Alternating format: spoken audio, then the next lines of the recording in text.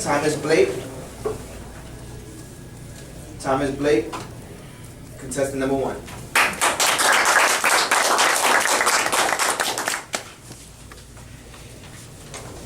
Thank you. Karl Ryder, what a challenge to evaluate Karl Ryder, the distinguished Toastmaster, distinguished in so many ways. First of all, you made it very, very relatable.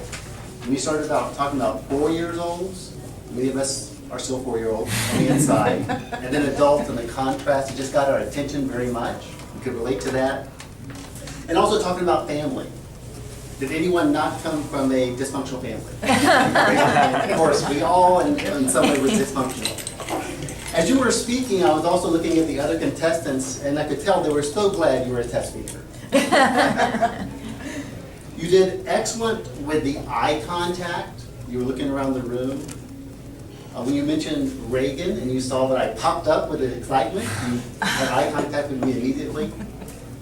Great use of your hands. You're a distinguished Toastmaster. And it was very personal. Again, growing up, your brothers, your sisters, your family, the divorce, which could be a negative thing, except for some of us, it's not. Your speech was also very, very practical. It was almost a how-to be happy and to give a good speech.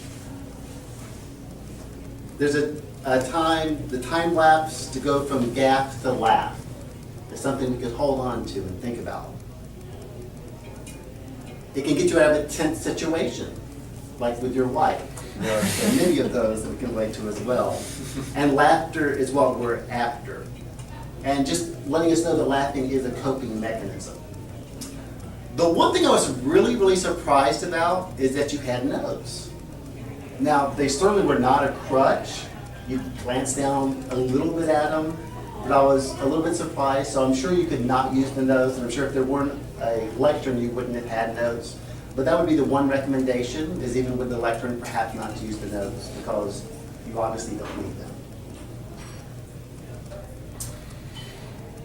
You could, when you were talking about personal things, it made us think about personal things. Like I have a really good friend, he's in Denver, his name is Tony, and I'm like, one thing about him is I could say laughs heartily.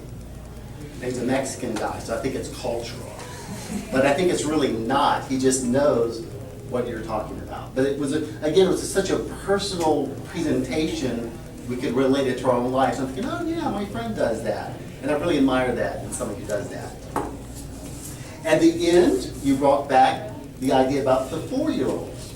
So you started talking about the 4-year-olds and family, and you ended with talking about the 4-year-olds and family. It was a nice way to wrap it together, to put a bow on the package, if you will. So, except for the notes, it was an excellent speech and very difficult to evaluate. A very distinguished speech by a very distinguished Toastmaster. Thank you.